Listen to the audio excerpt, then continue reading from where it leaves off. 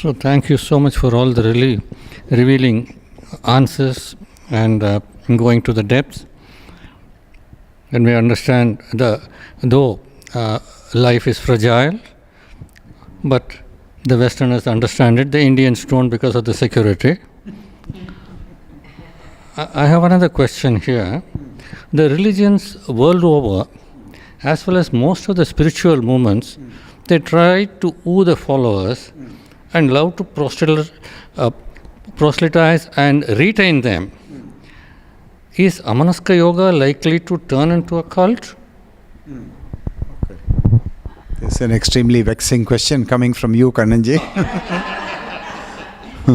You've been in the boat with me for many years. The numbers are not growing anyway. Right. It's a very troublesome question. Not for me though, but because when you look out in the world, you see the religions and you see very many spiritual mass movements and attracting a large number of adherents.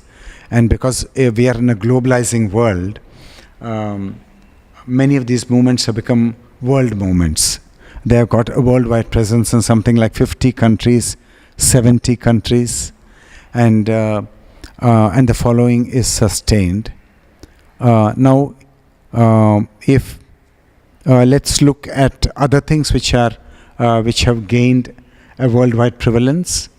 Now, science and technology has gained a worldwide prevalence, and music has gained a worldwide prevalence. The best of Western music has come to India, the best of Eastern music has gone to the West, and Ayurveda and Jyotish and Yoga have crossed the shores of India and gone to the West, and Western science and technology has traveled to all over the world with the boons of technology, especially cell phones and aeroplane technology and computers and everything. So whether we want it or not, we are in a globalizing world, and things are going to, what's going to begin in one part of the world is going to kind of grow into a massive envelope and is going to cover the whole globe. Now, if it's going to bring joy to human beings, it's going to bring freedom, it's going to bring greater clarity and peace in the heart, then there's nothing wrong in a thing becoming global, a thing going into the hearts of millions of human beings. That's a very salutary thing. We can have no complaint against that. But when there is something which is also troublesome, and then that is gaining ascendancy, like we have seen in world history, many empires have been built in great haste and with great aggression, and later on they crumbled and they went into the dust. These are the great tyrants of history. So they created globalizing movements, and then the whole thing perished because it's not actually giving peace in the heart. So a certain thing, let's say the religion itself goes all over the world. Christianity or Buddhism or Hinduism goes all over the world, and everywhere people are applying themselves. They are studying the religion, they are questioning, they are taking time, and belief or faith, the shallow aspect of belief or faith, is not really the aspect of these religions. Then would you say that the religion is salutary, or it's not salutary still? What would you say?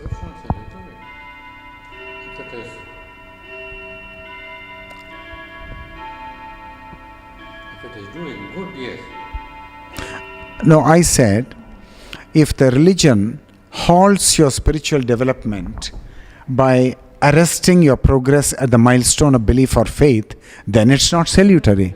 Yeah.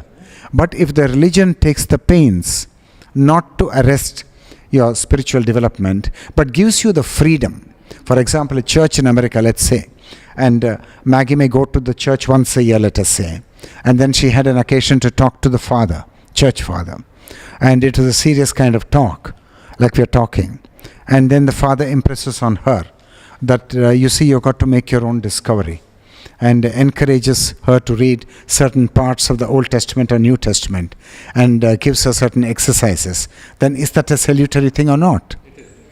That is a salutary thing. Gives her the space. But if he just tries to enlist her into the church, and then increase the numbers and saw that she's contributing to the revenue of the church, then that's not a salutary thing. So where these mass movements are really helping people to become happier souls and becoming more profoundly intuitive about the religions and about their worldview, I think that's a good thing. But where it is stifling individuals, where individuals are made subservient to the central organization, which becomes the dominant thing, then obviously that's not a good thing.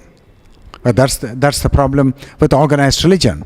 And Krishnamurti was heavily against organized religion, because organized religion is you become the sacrificial goat for the organizing religious authority. And they prosper at your expense, because you don't even understand what that religion is all about, because you not even had an opportunity to study that religion in some depth. Your life is so materialistic that you had no opportunity, and nobody told you it's so important, and you lost it in your childhood. You didn't have the opportunity either. So then you affiliated yourself to something which is not incandescent truth, but which could be an imitation of the truth, which could be Mayic. And then you've got to be wary, because then nobody can save you but yourself. So you've got to be the witnessing power, and you've got to see what you're doing with your life and what somebody else is doing with your life. And then you've got to set yourself free through your own intelligence, and because you're the light. And that's the way it has to go.